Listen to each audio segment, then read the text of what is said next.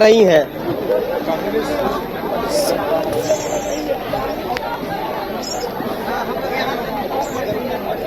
महिलाओं से बातचीत करते हैं जी, कुछ महिला समर्थकों से भी जानिए सौरभ की कितना उत्साहित है वो। आधी आबादी ने बढ़ चढ़कर वोट किया है इस बार एनडीए को, और उसका असर भी दिख रहा है। कुछ महिलाओं से भी रिएक्शंस लीजिए सौरभ। को पहचान गए ना जी।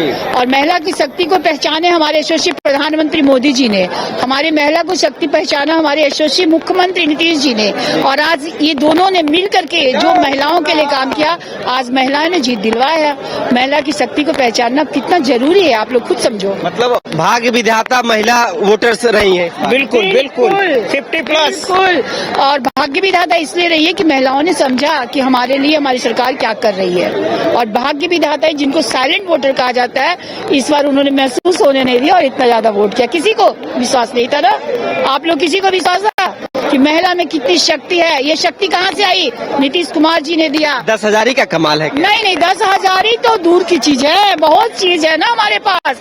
हमारे नीतीश जी हमारे लिए सोचते हैं, हमारे मोदी जी हमारे लिए सोचते हैं।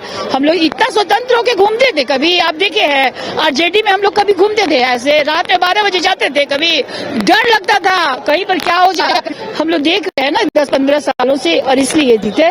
बिहार की जीते, आप लोग भी खुशी मनाएं और जरूर मिठाई खाएं। ये साइलेंट वोटर्स की जीत ये बता रही हैं, और जिस प्रकार से महिलाओं को लेकर काफी चर्चा रहा है पूरे चुनाव में, क्या माहौल है भैया? पूरा एनडीए बम्पर जीत की ओर बढ़ रहा है। जी, बम्पर जीत की ओर बढ़ रहा है। इसमें सबसे राष्ट्रीय जनता दल के लोगों का और कांग्रेस के राहुल गांधी का है। कैसे?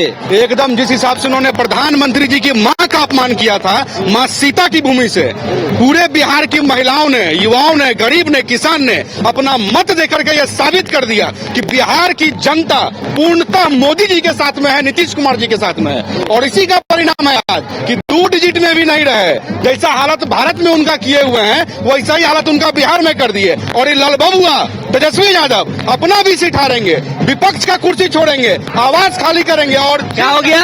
अरे हार गया है तेजस्वी, अब की बार 200 पार, और आरजेडी का सुपड़ा साफ। सुनिए, धान के अलावा तवा में, और लालू यादव का बेटा उड़ गया हवा में। धान के अलावा प्रकार से एनडीए का रिजल्ट तवा में, और लालू जी का बेटा उड़ गया हवा में। चाणक्य की धरती है, यहाँ सोने का चिड़िया बनाने वाला आदमी का जरूरत है, कट्टा पर सरकार चलाने वाला आदमी का कोई जरूरत नहीं। बम्पर जीत के बाद तस्वीर देखिए कि किस प्रकार से ढोल नगाड़ों के साथ लोग नाच गान कर रहे हैं, एक दूसरे को अबीर गुलाल लगा के जीत का जश्न मनाया जा रहा है। और इस तस्वीर को देख के आप समझ सकते होंगे कि खासा उत्साह, जोश, उमंग खासकर जो महिला कार्यकर्ता हैं उनमें देखने को मिल रहा है। तस्वीर देखिए कि किस प्रकार से महिलाएं, दीदी पूरा उत्साहित हैं। बिल्कुल उत्साही रहेंगे। आज एनडीए की सरकार है और हमारा जो है एनडीए का सरकार है, हम लोग बहुत उत्साहित और जश्न मना रहे हैं। देखिए कि किस प्रकार से जो महिलाएं हैं, महिलाओं की जीत है, ये महिलाओं की जीत। बिल्कुल, क्योंकि महिलाओं के लिए पहले प्रधानमंत्री है जिन्होंने इतना कुछ किया है, तो हमें उन्हें आभार व्यक्त करने का इससे अच्छा नहीं मिलता। ये हमारी जीत है और ये भारत की जीत है। देखिए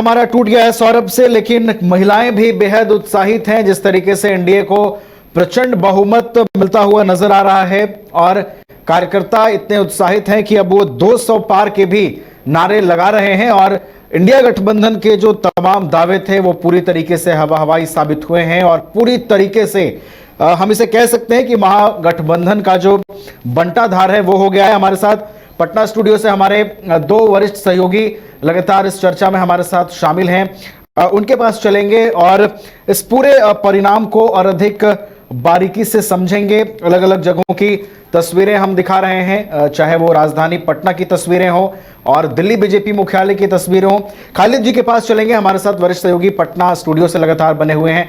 खालिद जी देखिए, अभी कुछ महिलाओं के रिएक्शंस हम सुन रहे थे पटना बीजेपी कार्यालय के बाहर से। वो ये साफ कह रही हैं कि 2005 के पहले हम घूम नहीं पाते थे, महिलाएं स्वतंत्र नहीं थी, लेकिन एनडीए सरकार में देखिए हम हर चीज स्वतंत्र तरीके से कर पाते हैं। तो ये एक जो संदेश और ये जो चर्चा एक होती थी जनसभाओं में, खालिद जी मुख्यमंत्री खुद ये कहते हुए नजर आते थे कि 2005 के बाद जब हम पहुंचे, हम आए सरकार में, तो हमने सारी चीजों को दुरुस्त किया, उससे पहले क्या होता था।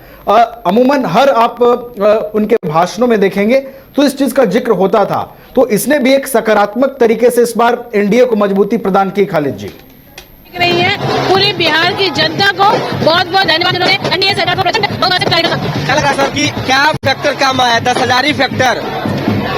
तमाम गुड गवर्नेंस, डबल इंजन की सरकार और विकास का पैमाना जो आज हम इस स्थिति में हैं और अपार बहुमत से सरकार बनेगी।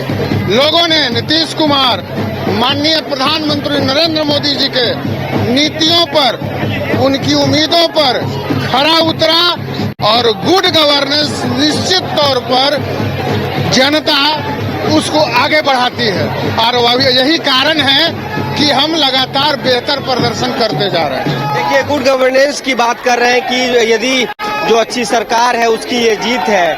और झुका सके जवानी में दम नहीं, हमको झुका सके विपक्ष में दम नहीं। एक कट्टा वाला गाना बहुत वायरल हुआ था खालिद जी, जेडी ऑफिस उससे हुआ है ना। और ऐसे कई गीत हैं जो स्मरण दिलाने के लिए इस तरह के गीतों का जिक्र किया गया सभाओं के दौरान। तो इसने कनेक्ट किया कहीं ना कहीं लोगों में ये भाव। प्रदेश कार्यालय से हम आपको ये तस्वीर दिखा रहे हैं। देखिए, पूरे तरीके से उत्साह,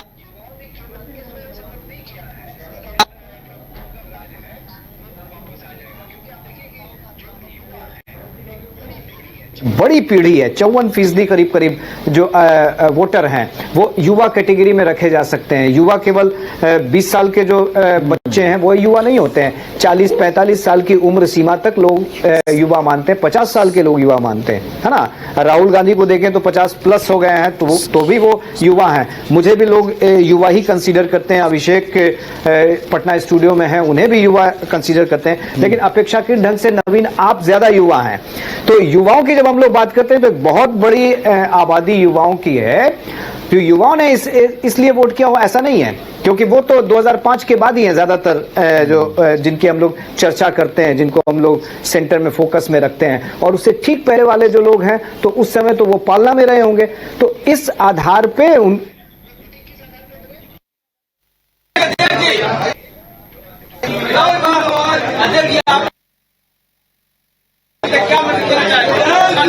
मैं बिहार के महान मतदाता को ने एनडीए सरकार फिर एक बार लाने का काम। दिलीप जायसवाल कुछ कह रहे हैं, बीजेपी ऑफिस के बाहर हो रही थी और इन्होंने कहा है कि ये जो जीत है ये बिहार की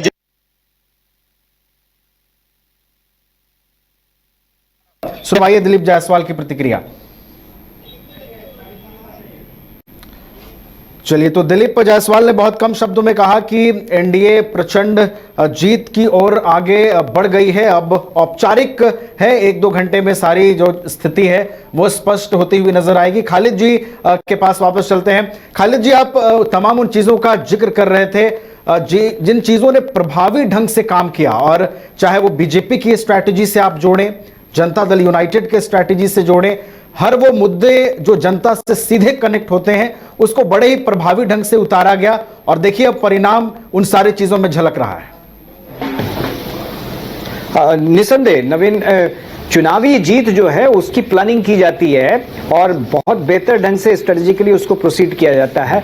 मुझे लगता है कि एनडीए की जो प्लानिंग है वो एट पार है।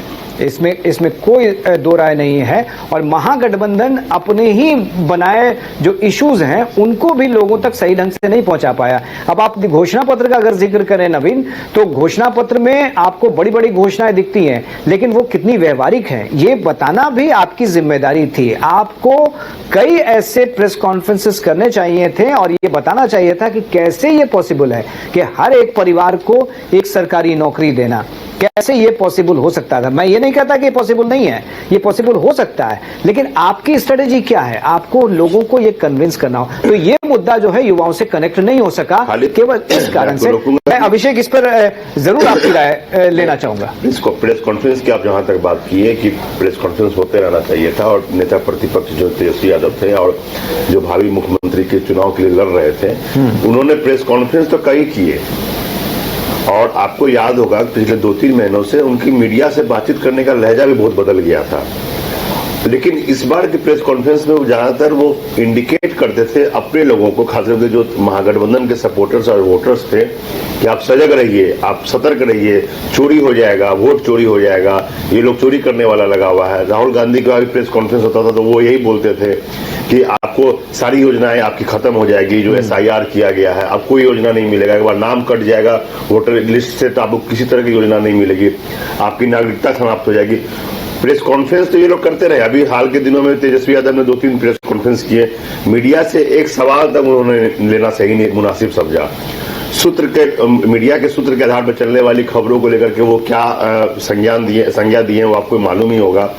लास्ट अभी प्रेस कॉन्फ्रेंस किए तो धर्मेंद्र को लेकर के एक गलत खबर चल गई थी, तो उसको लेकर के भी उन्होंने काफी कुछ मीडिया को खरी खोटी सुनाई।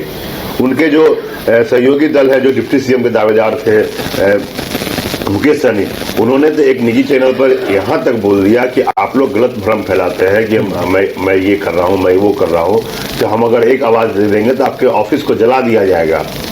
और उसी चैनल के रिपोर्टर से बोल रहे हैं कटिहार। शहर की भीड़ से बोर हो गए हो तो चलिए आज नए वाइब में आपको लेके चलते हैं, जिसका नाम है वैदिक विलेज। एम्स पटना से 10 मिनट की दूरी पर नौबतपुर में स्थित ये सोसाइटी सिर्फ आपके लिए है। यहाँ पे मेन रोड 30 फीट की है, रिंग रोड 24 फीट की है और ब्रांच रोड 20 फीट की है। यहाँ मिलेगा आपको स्विमिंग पूल, जॉगिंग ट्रैक, मंदिर और 24/7 सिक्योरिटी कैमरा जैसी बेसिक एमिनिटीज। शांति और सुकून से भरा प्लॉट चाहिए तो सोचना बंद करो, अभी कॉल करो नीचे दिए हुए नंबर पे। घर रहने का मकान भर नहीं, ये खुशियों की तिजोरी है। दरवाजे पर दस्तक देता पड़ोस, खिड़कियों से उमड़ आता आसमां, तारों में उलझी ऐसी ना जाने कितनी दास्तां। कहती हैं चले डायमंड सिटी, एक सफर हम सफर के साथ अपने घर तक। Diamond city, life long bonding, 500 से ज्यादा खुशहाल डायमंड परिवार। जल्दी करें, सिर्फ 200 फ्लैट बाकी। आज ही बुक करें अपना आशियाना।